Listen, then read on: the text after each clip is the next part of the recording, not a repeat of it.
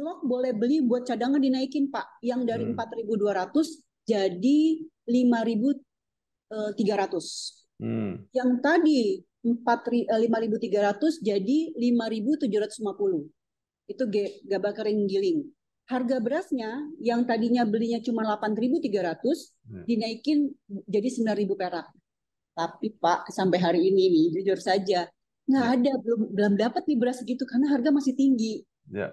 Ya, nah, kemarin Pak, kenapa terjadi impor? Pasti Bapak nanya kan?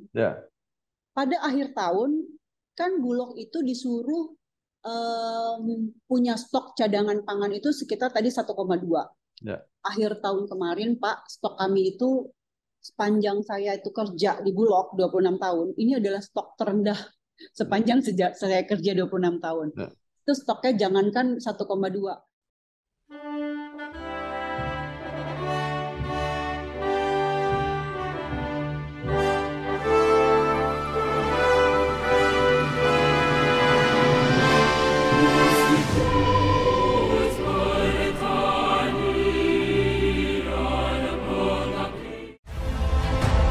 Saya Bambang Sadono di kanal Inspirasi untuk Bangsa.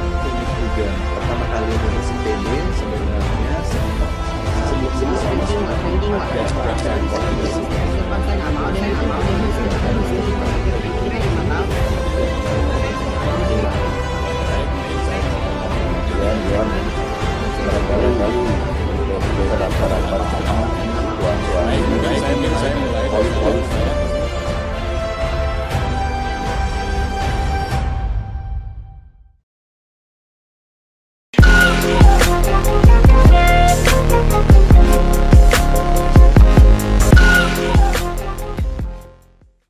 Assalamualaikum warahmatullahi wabarakatuh.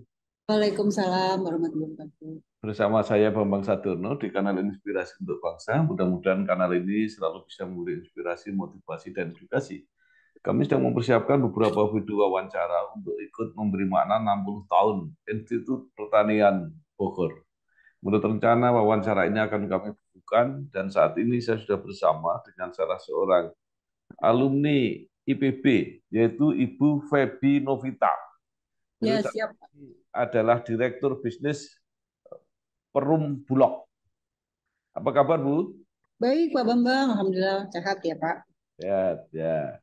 Ibu Feby ini lahir di Palembang 28 November 1973. Nah, Ibu bisa mulai cerita ketika menempuh pendidikan S1 di Universitas Pancasila, kemudian melanjutkan S2 di Manajemen dan Bisnis di Institut Pertanian Bogor, lulus tahun 2016. Mulai berkarir di Perum Bulog sejak 1998, pernah menjadi Wakil Kepala Divisi Regional Jakarta dan Banten, pernah menjadi Kepala Divisi Penjualan Grosir dan Pasar Pemerintah, dan saat ini menjadi Direktur Bisnis Perum Bulog. Silakan, Bu. Ya. Baik, terima kasih. Selamat pagi Pak Bambang Sadono, terima kasih semuanya dan rekan-rekan dari IPB nantinya. Seperti yang tadi sudah diperkenalkan, saya Feby, Pak. Saya jadi Pak sudah 26 tahun ya Pak di Bulog sebenarnya. Jadi 26 tahun karena saya benar-benar dari awal dari staff gitu. Terus dari baru lulus kuliah jadi staff, lalu bekerja dan melanjutkan S2 pada saat saya bekerja. Jadi saya itu sudah keliling Pak, mulai dari keuangan, lalu dari supporting, saya pernah di General Affair, lalu terakhir memang saya fokus diberikan amanah waktu saya belum jadi direksi itu jadi kepala divisi penjualan. Penjualan retail pernah, penjualan langsung pernah, penjualan grosir pernah, penjualan pasar pemerintah pernah. Jadi distributor juga pernah. Terakhir memang pada tahun 2020 ada perubahan nomenklatur di Bulog yang tadinya direksinya 8 jadi 5. Nah, saya tuh memegang direktur bisnis yang dulunya penggabungan dari direktur komersial dan direktur pengembangan bisnis. Jadi satu direksi sekarang. Jadi memang saya benar-benar di Bulog ini mulai dari bawah gitu ya, dari staff, dan totally kalau saya dihitung dengan saya pertama kali bekerja di Bulog sih sudah 26 tahun Pak Bambang.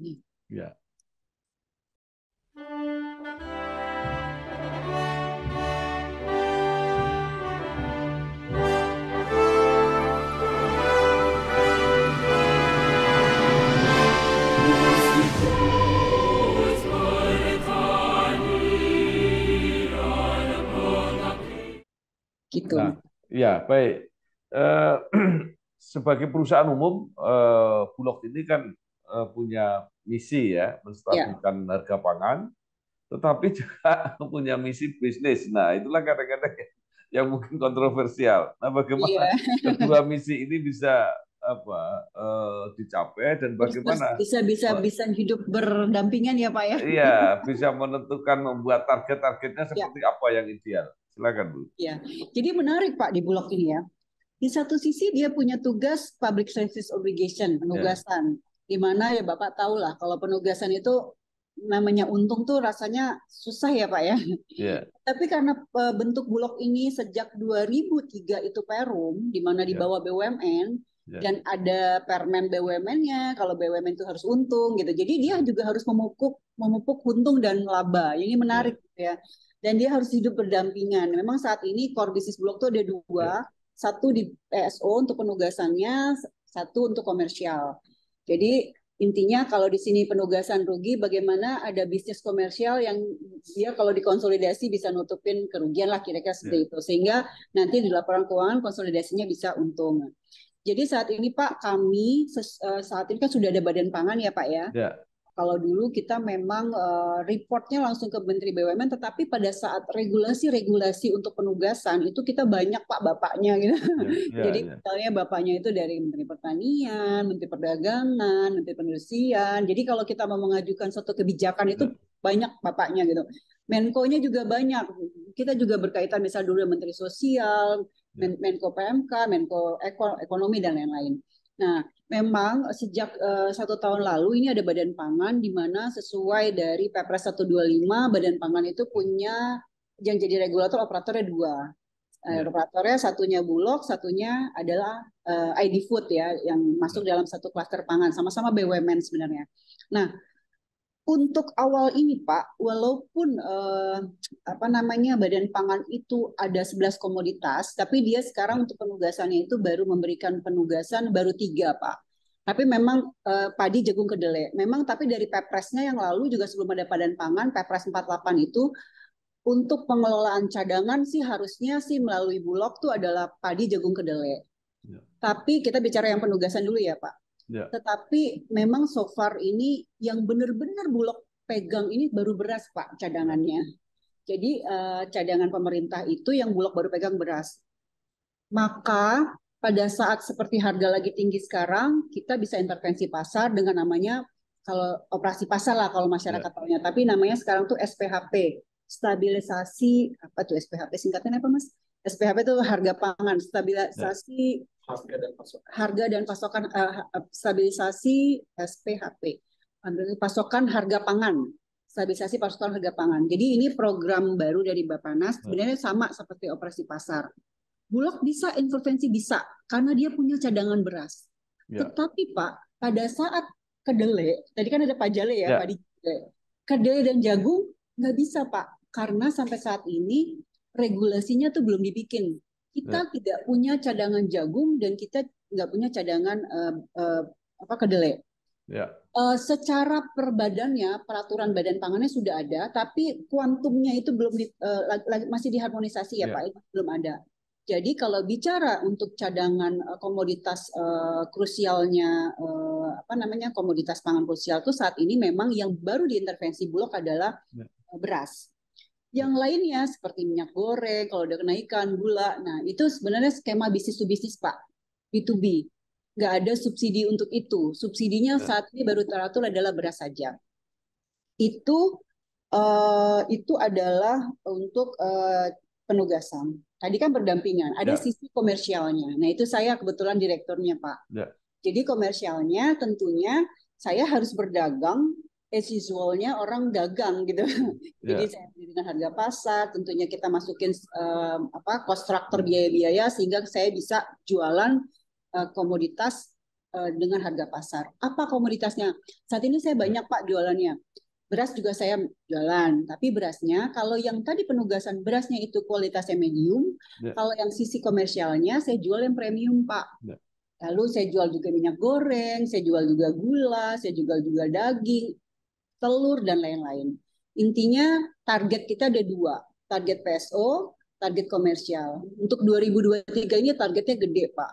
Jadi target kami ditargetkan itu dari Kementerian BUMN sekitar 34 triliun. 14 triliunnya itu target saya komersial, target yang PSO-nya sekitar 20 triliun itu kira-kira. Tapi kami juga di komersial selain komoditi, saya juga jualan aset, Pak. Jualan aset. Terus kita juga punya jaringan jualan, itu namanya Rumah Pangan Kita, dan itu udah tersebar seluruh Indonesia. Kira-kira itu, Pak.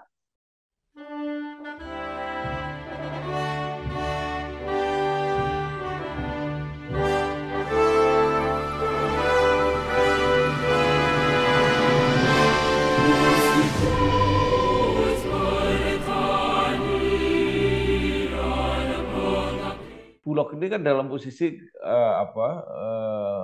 menjual, kemudian posisinya pasti juga membeli, ya. Yang jadi masalah ya, terutama. Bapak masih mau nanya deh, ini sekarang lagi heboh-heboh impor gitu ya? Iya, ya kan sekarang panen, Bulog belum membeli karena harganya tinggi, tetapi dari luar ada impor, kalau nggak salah Bulog juga itu yang. Nah ini masyarakat sering bingung ini kebijakannya seperti apa. Ya nggak apa-apa, coba kita luruskan, mudah-mudahan di tulisan ini bisa meluruskan ya Pak, supaya masyarakat juga paham. Oke. Cadangan beras yang Bulog pegang itu sesuai dengan dari perintah sesuai perintah dari Badan Pangan itu hanya 1,2 juta ton, Pak. Cadangan berasnya. Kalau kita melihat konsumsi, ya konsumsi masyarakat itu seluruh Indonesia satu bulannya 2,5 juta ton beras. Berarti kalau kita kalau kita kalikan 12 bulan sekitar 30 juta ton. Ya, untuk konsumsi beras. Yang Bulog pegang ini itu sebenarnya cuma berarti apa? 1/5-nya nggak nyampe, Pak. Ya kan? Mungkin sekitar 3 atau 4% saja. Itu untuk yang Bulog pegang cadangan ya. Nah, jadi dikeluarkan untuk apa? Untuk cadangan beras ini, Pak, Bulog nggak bisa sembarangan jual. Misal, saya kan direktur bisnis, saya mau jualan komersil, saya mau ngambil itu nggak bisa, Pak. Jadi beras yang dipegang Bulog ini hanya bisa dikeluarkan oleh pertama atas perintah untuk operasi pasar saja. Kedua, untuk bencana alam. Ini yang perintah. Kalau operasi pasar tadi yang perintah dulunya Kemendak, sekarang Badan Pangan. Yang kedua, untuk bencana alam, kita tentunya tidak mengharapkan bencana alam ya. Itu dikeluarkan oleh perintahnya oleh Kemensos. Ketiga, untuk golongan anggaran. Golongan anggaran ini untuk daerah-daerah kayak NTT, Papua gitu loh Pak, tapi nggak banyak. Yang keempat, untuk itu untuk bencana alam udah. Di luar itu nggak boleh keluar. Jadi seandainya kalau misalnya untuk saya jualan komersil untuk untuk ngasih bantuan secara komersil lah, dibeli-beli itu tidak boleh. Lalu dari yang 1,2 ini itu dilakukan ada aturan pengadaannya, Pak. Tentunya kita melakukan pengadaan itu pertama dari dalam negeri dan dari luar negeri. Kalau dari luar negeri ini, kalau dalam kondisi terpaksa, nggak bisa dapat dalam negeri. Kan ada, Bu, beras dalam negeri, kenapa nggak beli aja? Jadi, Pak, untuk yang tadi cadangan beras pemerintah itu ada aturannya. Pertama, dia ada Permentan dan Permendak. Tadi kan yang dibeli beras premium ya. Jadi dia itu ada aturannya, Pak. Ada namanya HPP. Beli gabah kering giling, beli gabah kering panen harus 4.200. Harga kering giling harus GKG harus 5.300, beli beras harus 83. Ini aturannya. Nah, Bapak kan tahu kan, kemarin harga beras tinggi dan lain-lain, nggak bisa kita beli untuk cadangan. Di pihak saya yang komersil mah tetap beli terus, Pak. Tapi kan yang masyarakat ribut ini yang ini nih, yang buat cadangan ini yang dari petani. Kalau saya itu beli terus dengan harga pasar. Nah, kemarin sekitar tanggal 27 kemarin sudah ada relaksasi fleksibilitas. Tadi dikeluarkan oleh Badan Pangan.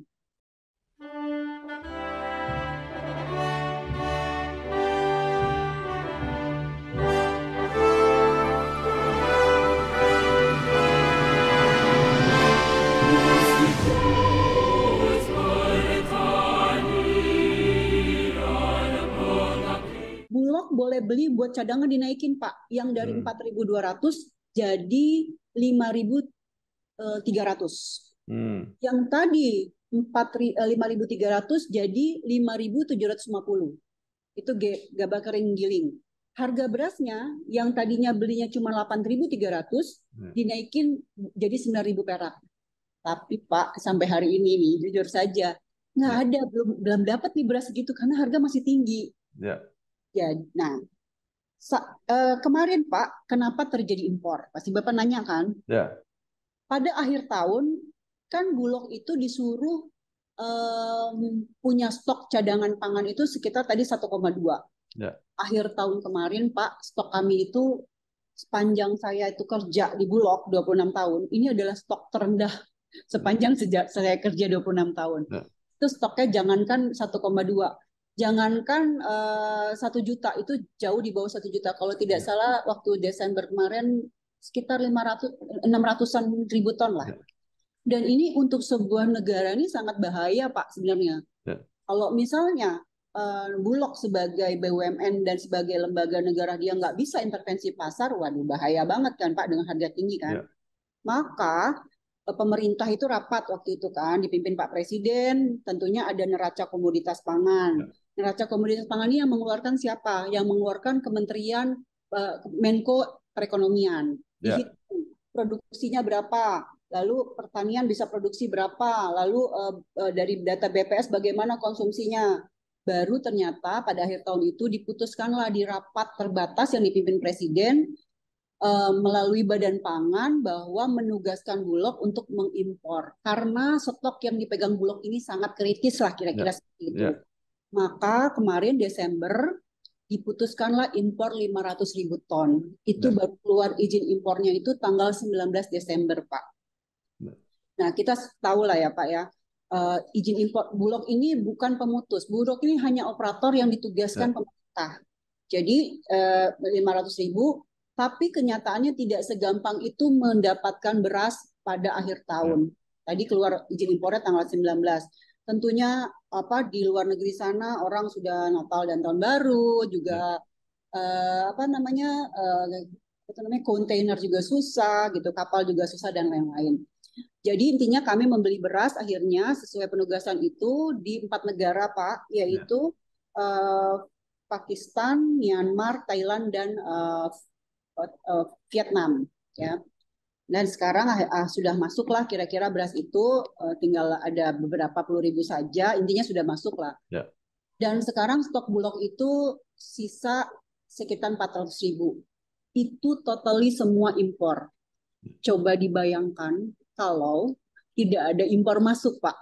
Ya. Dan kami setiap hari ini itu melakukan operasi pasar sekitar more and less 10.000 ton per hari. Ya.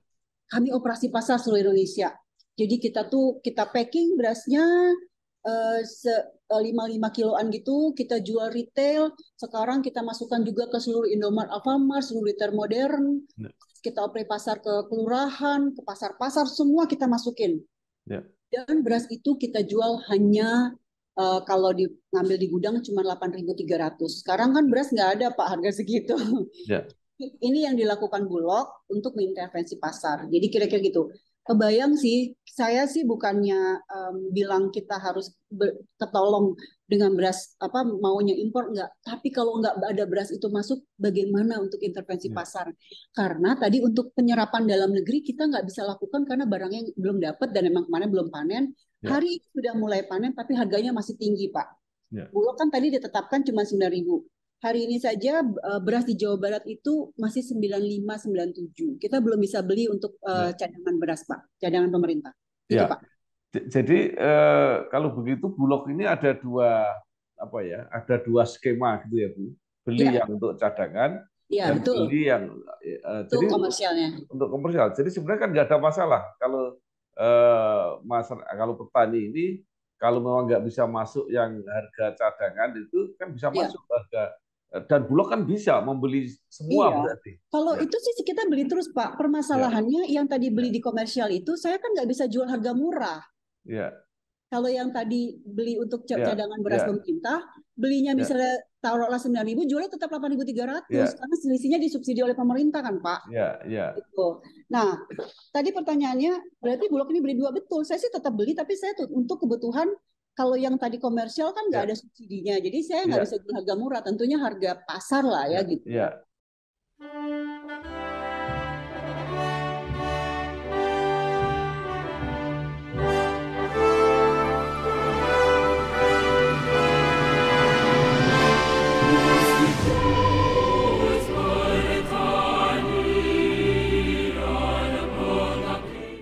Artinya kalau selama bisnisnya itu bisnis bulognya itu juga lancar gitu ya, bisa Ya. jualan dengan harga yang bebas, berarti kan nggak ada masalah untuk tingkat petani, ya dijual aja ke bulog dengan Oh harga iya, kalau itu pasar. kita beli Ya, terus, beli terus. ya, Yang dimaui sekarang masyarakat kan adalah kalau petani itu kita beli terus. Yang dimau, makanya Pak, isunya tuh ya, kayak terlalu dibesar-besarkan bahwa Bulog tuh seakan-akan tuh enggak apa namanya kan kalau sekarang kita melihat kan harga jatuh, Bulog nggak mau ngambil gitu. ya, Sebenarnya sisi komersialnya sih kita ambil terus gitu. ya, Cuma tadi yang buat cadangan itu memang ada syarat dan ketentuannya belinya. ya, Nggak ya, bisa saya beli di harga 10.000 karena memang Bulog ini biasanya kan dia sebagai price maker dan price setter juga kan gitu ya Pak ya. ya, ya. Padahal kalau Bapak tadi melihat itu apa namanya yang Bulog itu beli itu sebenarnya tuh nggak ada 5% kan Pak ya. Cuman kan Oh, karena tadi dia price maker seakan-akan seperti itu. Sebenarnya banyak kan diambil sama pengusaha sama pedagang kan ya. gitu. Kalau apa Bulog membeli itu Hmm. eh, kan persyaratannya beda atau enggak dengan yang beras yang untuk cadangan tadi? Kalau yang cadangan tadi jelas ya, persyaratannya harus kadar airnya 14, kan Ya, berasnya medium. ya, Brokernya atau butir patahnya maksimal 20%. ya, Lalu namanya derajat soso dan menirnya ya, harus 1% lah gitu. ya, Tapi kalau yang komersial itu kita boleh beli apa aja Pak asalan. ya, ya, Jadi yang ada itu kita beli dan itu kita ya, lakukan. Dan tapi ini kan ya, tidak terekspos ya Pak ya. ya, ya, ya, Jadi kita lakukan mau beli berasnya asalan, kenapa?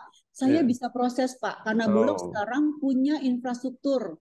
iya, Kita punya namanya rice to rice, mesin iya, teknologi yang kita bisa mau beli beras asalan, iya, kita bisa olah. Kita juga udah punya Pak modern rice milling plant, ada di 10 iya, lokasi, pabrik beras. iya, Jadi beli gabah iya, asalan, terus kita keringin, kita iya, dryer, lalu kita pakai rice milling unit yang kita proses, mau bikin beras medium iya, premium bisa.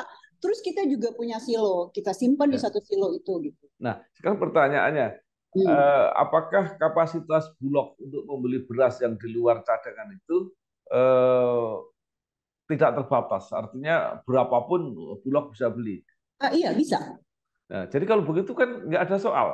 Sekarang persaingannya tinggal dengan para Ya, pedagang sebenarnya swasta kalau kan. itunya sih nggak ada soal, itu tetap beli. Yang Ya, dipermasalahkan adalah sekarang kan adalah itu sih tetap kita beli terus ya. ya, Saya tuh nggak tahu ya Pak, apakah ini pemahaman ini, ya, edukasi ini atau ini tuh yang belum tersampaikan kepada para ya, stakeholder, pada masyarakat gitu ya, ya.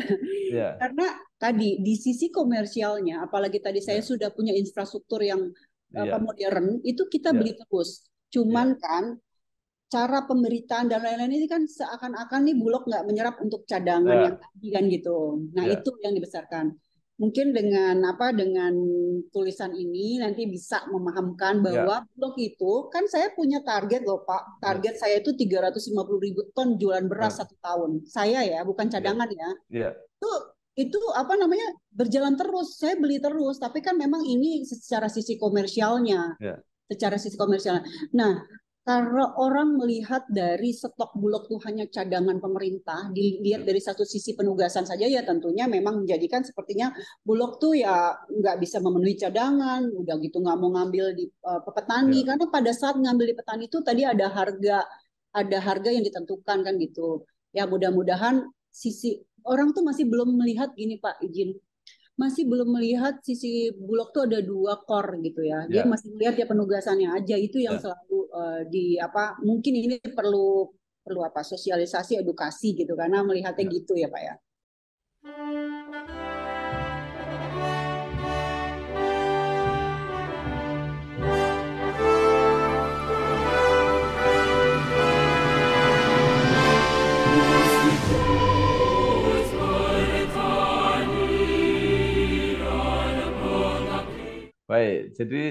sebenarnya ada dua hal. Ya, Yang satu adalah apa menjalankan kewajiban pemerintah biasanya atau pemerintah. negara Ya, untuk menjamin apa ketersediaan beras, tapi di ya, satu sisi sebagai apa BUMN, Bulog juga ya. Harus menjalani trading gitu bisnisnya. ya. Ya, betul, betul trading. Nah, nah, sekarang pertanyaannya mungkin secara khusus bagaimana situasi ini tadi tradingnya Bulog itu cukup bagus, menguntungkan atau Ya, bahkan tadi bisa membalance tadi kalau dari cadangan Bulog tidak mendapat keuntungan, ya, tapi justru dari apa sisi komersial itulah yang ya. menjadi andalan. Seperti apa? Jadi Pak, kebetulan saya di sisi komersialnya kita punya brand-brand yang sudah mulai Ya, masuk ke retail modern sebenarnya. ya, Kayak seperti kerjasama di Transmart dan ya, Hypermart dan lain-lain lah gitu ya. Kita punya beras yang sebenarnya nggak tulisannya beras Bulog. Mungkin Bapak juga pernah lihat ya, beras itu, tapi Bapak nggak ngeh gitu dari Bulog gitu ya, ya. ya, Jadi kami sudah ada brand umbrella brand namanya BeFood dan hmm, kita juga sudah masuk kepada e-commerce Pak. Jadi e-commerce ini menarik karena kami juga punya di beberapa kota di mana kita subsidi ongkos kirim lah. Kita kerjasama dengan ya, Shopee dan itu ada namanya toko ipanganan.com. Jadi ya, kita masuk juga udah dari sisi komersialnya untuk beras-beras yang terjangkau lah masyarakat ya, ya. Kita punya brand juga beras komersial ini namanya BeFood, ada Setra Ramos, ya, ada Sleep Super dan lain-lain. Intinya kalau dari sisi PSO-nya tadi beras SPHP itu dikemas 5 kilo, di sisi komersialnya kita jualan juga Pak, jualan dan bahkan sebenarnya udah masuk ke seluruh retail modern dan seluruh general trade lah ya. ya. Sekarang secara umum Bu ya, kalau menyangkut soal pangan, kalau ada masalah ya 9 bahan pokok itu, orang kan selalu melihatnya ke Bulog. Iya. Padahal Ibu tadi katakan bahwa Bulog hanya menyiapkan cadangan untuk beras. Iya, tadi Nah, barusan Pak sebelum saya gabung sama Bapak ini saya habis ya, ditegur lah ya sama Badan Pangan dan lain-lain ya, karena minyak goreng lagi mahal. Nah itu orang ya, emang taunya Bulog aja gitu ya Pak ya. ya, Karena ya, masyarakat taunya Bulog. Nah sebenarnya skemanya kita itu tetap ya B2B gitu ya. ya, Tentunya tapi kami berusaha membuat balance di setiap komoditi. Misalnya gini, ya, oke kita hanya punya cadangan beras tapi di sisi trading komersialnya, namanya kita ini orang taunya Bulog tuh pangan, ya, walaupun tidak ada untung lah kasarnya gitu ya Pak ya, ya, walaupun tetap kami memasukkan sejarah ya, cost structure ya, biaya-biaya, ya tentunya biaya mendistribusikan ke wilayah-wilayah lain ya, gitu ya, seperti misalnya gula ya Pak ya, ya, gula ini itu kan ada namanya harga acuan. ya, Harga acuan itu misalnya maksimalnya 13,5 lah. ya, Kami tuh mengirim loh Pak ke Papua, ya, walaupun mungkin ongkos kirimnya aja udah ribuan dan nggak masuk ya, akal lah gitu. ya, Jadi kami tetap ada subsidi silang lah ya. Kita ya, bicaranya ke Bulog ini tentunya dari 3 pilar: ketersediaan, keterjangkauan, dan ya, stabilitas harga.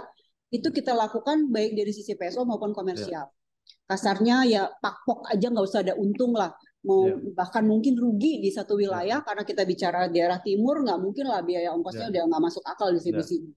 Itu tetap kita lakukan, tetap harus ada karena Pak, kami punya 62.000 jaringan rumah pangan kita. Rumah pangan kita ya, itu toko milik masyarakat yang ada di rumah-rumah di setiap ya, RT kita harus penuhi juga karena itu kan binaan kita harus ya, maintenance, nggak mungkin kita nggak kasih ketersediaan produknya. ya, Jadi memang tadi Bapak bertanya gimana cara nutupinnya ya, bagaimana caranya tetap jualan secara kuantum walaupun ya, itu tidak ada untung untuk bisa nutupin di PSO ya, tadi. Dan memang terbukti kami juga kemarin diberikan target 2022 kita achieve target juga 2002 sekitar 8 triliun untuk komersialnya, dan untuk tahun ini kita penjualan komoditi di target 11 triliun, doakan mudah-mudahan tercapai ya Pak ya. ya. Karena ini naik 34% dari tahun lalu.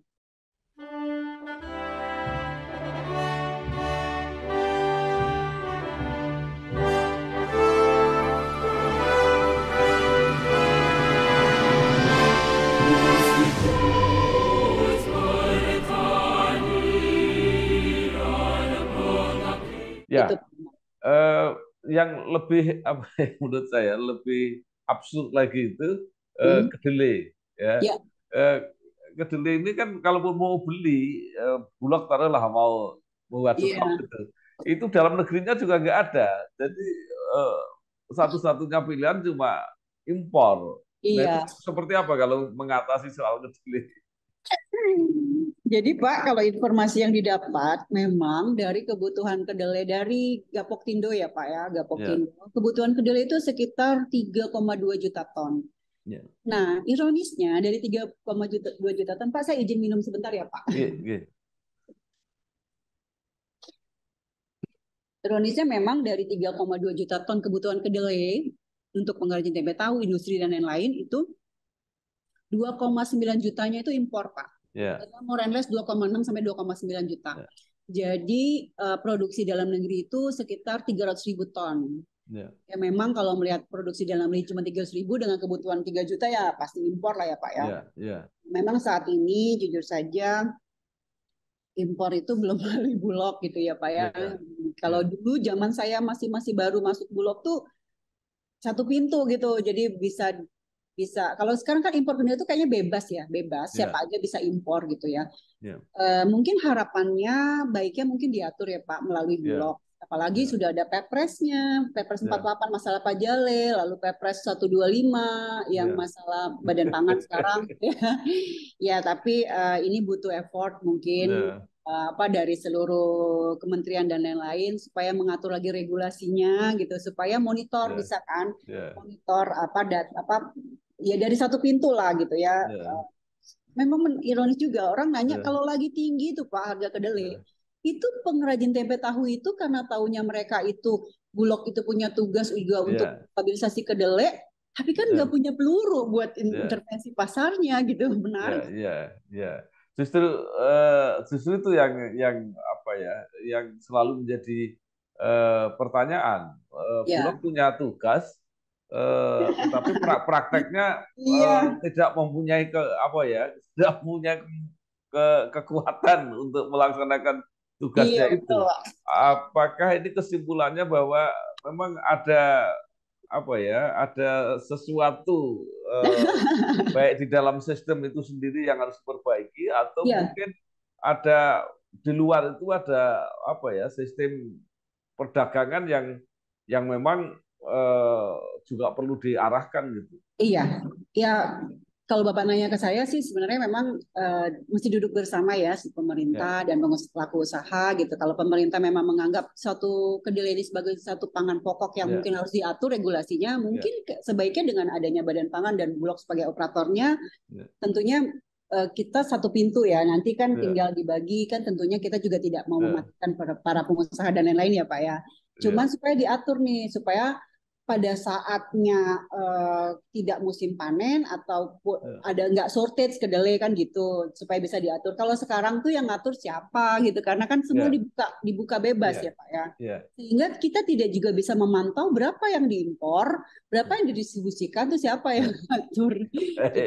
Itu kedelai. Nah, kemudian juga minyak goreng yang Minyak goreng apa lagi? selalu menjadi masalah. Ini juga juga unik. Iya, Bagaimana pemerintah mau intervensi? Karena pemerintah itu tidak punya cadangan minyak jangkauan goreng. Iya, iya, terhadap stok.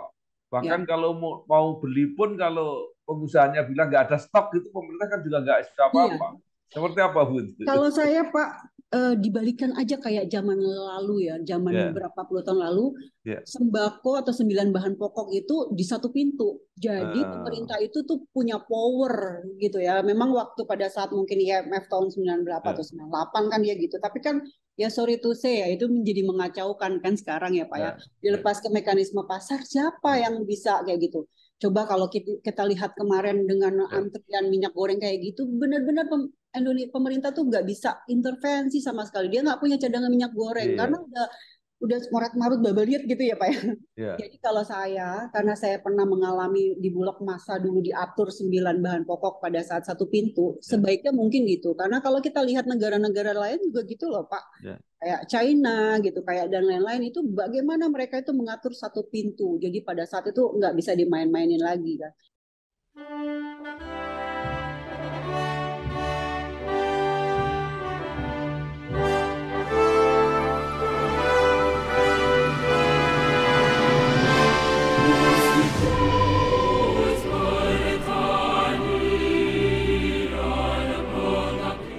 Dan misalnya di China itu ya Pak ya, dia itu punya cadangan pangan, kasarnya itu pemerintah megang cadangan pangan itu dan mengatur. Kayak kemarin dia ada COVID, gitu. Dia tuh punya sampai disimpan gitu ya Pak, dengan sistem teknologi di bawah laut gitu, misalnya beras apa dan lain-lain, nggak tahu di freezer atau apa segala macam. Pada saat ada pandemi COVID mau 10, katanya sih mau 10 tahun ada masalah pun mas pangan untuk rakyatnya tuh terpenuhi lah kira-kira gitu, karena memang dia punya seperti itu di luar negeri. Nah kita ini kan enggak. Coba tadi bayangkan beras aja sebenarnya cadangannya itu cuman ya nggak nyampe 5% dari kebutuhannya. Kalau seandainya ya, misalnya pada saat musim paceklik, saya nggak kebayang tuh ya Pak ya, musim paceklik belum panen, terus kayak sekarang kan negara-negara ini dengan kita lihat sendiri di G20 kemarin, negara-negara ini juga nggak juga apa mengekspor gila-gilaan pangannya dia gitu kan. Pupuk mahal Pak. Dengan juga ada Ukraina sama Rusia ini sangat berpengaruh kan gitu. Contoh saja gandum gitu. Indonesia tuh mengimpor gandum 11,3 juta ton. Pada saat kemarin di G20, Ukraina bilang, kebetulan saya hadir gitu. Indonesia, udah kamu jangan makan gandum deh orang-orang Asia gitu. Karena kita ini petani saya ini udah nggak produksi, udah 80% nggak bertani, tinggal 20%. Orang Eropa itu kan makannya gandum, makan roti. Kalian udah deh nggak usah makan dulu gandum. Itu aja kita udah mau gimana nih besok makan roti, makan mie dan lain-lain gitu.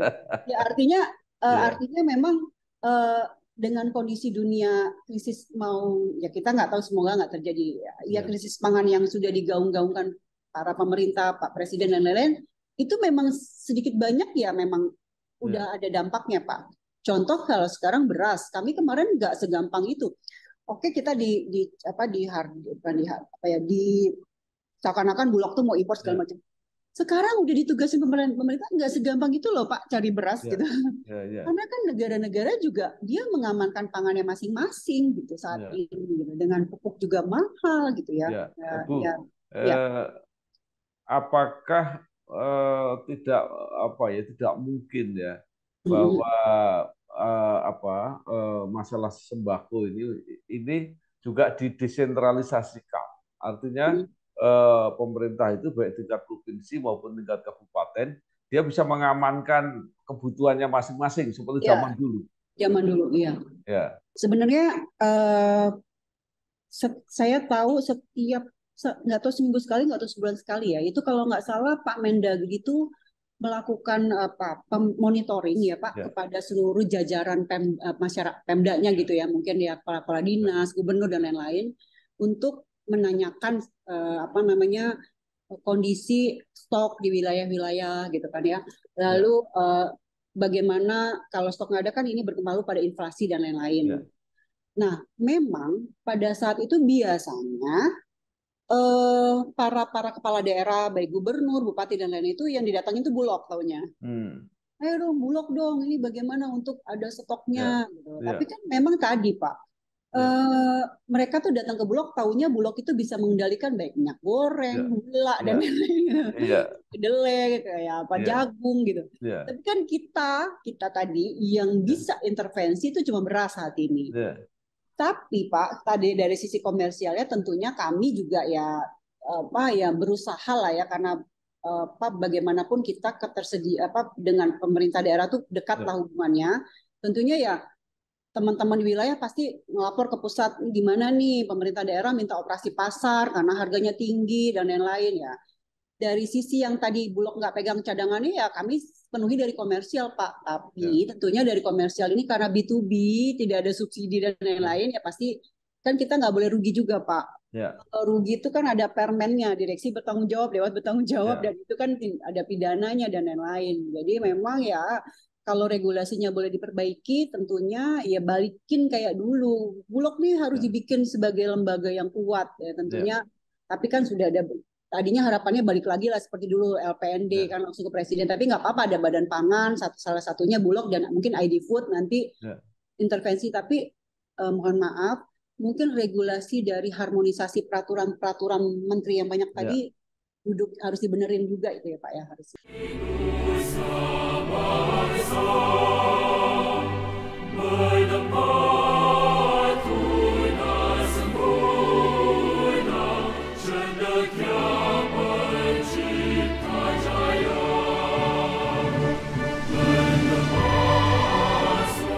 baik. Ternyata masih banyak persoalan strategis Iya, yang harus diperbaiki. Nah, sekarang kita kembali ke IPB lagi, Bu. siap. Apa yang Ibu rasakan ya Ya, ketika kuliah S2 di IPB itu yang bermanfaat untuk menjalankan tugas-tugas sampai saat ini? ya. Jadi mungkin saat ini kalau bisa tuh IPB tuh jangan kehilangan esensinya bahwa dia Ya, tuh jago di pertanian lah gitu ya, harusnya ya Pak ya. ya, ya, Karena kalau kita melihat eh, kita bicara masalah pertanian ataupun masalah perkebunan dan itu orang tuh ininya IPB lah gitu kira-kira ya, gitu. ya, Mungkin itu yang harus dijaga gitu ya. Dan misalnya kajian-kajian pun mungkin dibanding kajian universitas lain untuk itu orang masih percaya oh IPB ini lebih valid lah. Walaupun yang ya, lain juga bagus ya kan Pak ya ya, universitas yang lain ya. Nah itu jangan hilang itunya ke sana. Dan kalau kita melihat sekarang ini kan dengan kondisi ketidakpastian dari ekonomi global, yang tiga kan yang menjadi fokus pangan, ya. energi, satu lagi. Energi. Eh, karena salah satunya pangan, tentunya IPB ini harus memperkuat itu. Tapi kalau saya melihat IPB kan sekarang memang udah banyak lah jurusan-jurusan lainnya ya. Tapi kalau bisa tetap jangan sampai ini kan orang tuh ada jok-jok ya Pak, mohon maaf banget. Ya, ya, PB ya institut fleksibel banget bisa kemana-mana gitu ya, gitu. ya, ya, Nah, ini yang harus diperkuat, jangan sampai image itu tuh oke, dia bisa masuk ya, kemana-mana karena memang dia bisa harusnya itu menjadi side ilmu aja, tapi ilmu utamanya itu sebagai pangan itu mesti diperkuat ya, karena mau bagaimanapun saya merasakan sendiri kok. Kalau misalnya udah urusan sana kajian itu baik dari luar negeri dalam negeri itu orang mikirnya ya IPB lah yang terbaik lah untuk ya, itu. Jadi kalau bisa diperkuat itu. Lalu karena kalau kita melihat sekarang, kenapa kalau nggak diperkuat itu? Soalnya kan sekarang seperti petani aja lah ya Pak ya. Dia kalau misalnya kita apa saat ini banyak orang ya udahlah kalau nggak ada pengembangan yang dari pertanian gini-gini aja, misalnya tetap miskin aja, mohon maaf gitu. Mendingan kan anak-anak petani itu sekarang nggak mau meneruskan bapaknya kan gitu ya. ya, Jadi apa dia lebih ke IT atau kemana-mana. Nah, bisa disambungkan sekarang pertanian itu kan nggak harus konvensional saat ini kan. ya, Nggak, match-nya tuh nggak sekedar ya kalau IPB tuh ya konvensional. Ini mungkin kita harus bisa mengembangkan sekarang modelnya udah metaverse, blockchain dan lain-lain gitu ya Pak. ya, Nah, ini gimana udah arah ke sana lah gitu. Teknologi pertanian yang berteknologi gitu. Misalnya bisa IPB itu kalau kita melihat luas lahan sekarang produksi gitu ya dengan kondisi ya mohon maaf misalnya banget di mana tuh mohon maaf ya Pak kalau bisa nggak jurus juga nggak apa-apa sih kayak misalnya di apa tuh yang di Kalimantan tuh apa Pak namanya Eh, sawah. kan sekarang bukan on farm apa yang mau dibuka di Kalimantan tuh Ya, food estate. food estate. Food estate itu kenapa nggak bisa banyak di sana ataupun di kemarin saya ke mana tuh ke Sibolangit Sulawesi Utara kan dia tanahnya gambut Ya, ya kan. Eh, terus petaninya bilang saya mau gimana mau produksi ini tanahnya begini tuh cuman 1-2 ton paling hmm, produksinya. Terus investor mau bangun infrastruktur juga bangun pabrik dan lain-lain kalau nggak ada bahan bakunya gimana? ya, Nah, mungkin ini dari IPB bisa kalau udah kuat di pertaniannya cari inovasi atau ya, ini yang lain misalnya eh, ya nggak tahu ini kan juga hayal-hayal ya Pak ya. ya, Misalnya bagaimana tanah gambut tapi bisa produksi padinya misalnya 8-9 ton misalnya kan gitu. ya. Nah, ini kira-kira inovasi apa yang baru mungkin dari pakai teknologi apa sebaran apa saya kurang saya juga nggak paham ini bisa ngomongnya doang sih Pak Bambang. Ya, ya, Cuman maksudnya kalau melihat tanah Jawa udah banyak luasannya karena kan fokus produksinya cuma kayak di Jawa sama ya. Sulawesi Selatan. Begitu di sana sebenarnya lahannya banyak tapi di jenis tanahnya gitu teknologi apa kira-kira? Mungkin teknologi pertanian yang mungkin bisa ditingkatkan kan gitu. Jadi nggak konvensional aja gitu. Atau mungkin ya model sekarang dengan di Jawa pengen mungkin tanahnya subur pakai kayak orang parkir gitu loh Pak, parkir muter, teknologi seperti itu kita nggak tahu juga. Ya, baik. Itu yang gitu-gitu karena sekarang orang kan udah, apalagi milenial sekarang udah out of the box sebenarnya kan, bisa dicampur-campur apalah gitu supaya prosesnya banyak. Karena isu dari pertanian ini adalah, mohon maaf ya Pak, dengan impor dan lain ini adalah ketidaksamaan data. Yang katanya datanya sekian, tapi pas pada saat di lapangan yang tadinya mungkin data ini juga masih duduk bersama nih antara BPS, Kementerian Pertanian, Bulog dan lain-lain gitu ya. Bicara data itu, data produksi itu data luasan panen atau data produksi? Yang dipanen itu tuh apa kan gitu. Ini harus duduk bersama, nggak cuman sekedar melihat oh pakai satelit, pakai drone itu warnanya hijau. Hijau tuh apa? Padi atau apa, Pak? Ya kan? Karena ini yang terjadi di lapangan, Pak. Katanya suruh serap di sana. Begitu kita dia ada 72 hektar, begitu kita datangin alang-alang misal gitu. Kan egois gitu loh, Pak. Baik, luar biasa informasinya Ibu Febi Novita, Direktur Bisnis Perum Bulog. Mudah-mudahan informasi ini memperkaya kita, juga gagasan-gagasan ke depan, memperbaiki sistem, memperbaiki kultur, sehingga masalah pangan kita tidak tergantung dan setiap kali mengalami krisis yang terus berulang. Dan terus berulang, betul Pak. Terima kasih sekali Bu Febi. Sama-sama Pak Bambang. Selamat bekerja, sukses. Ya, sukses. Terima kasih Pak Bambang. Assalamualaikum warahmatullahi wabarakatuh. Nama saya Bambang Sabono di kanal Inspirasi untuk Bangsa. Ini juga pertama kali Indonesia PD sebenarnya sebelum-sebelumnya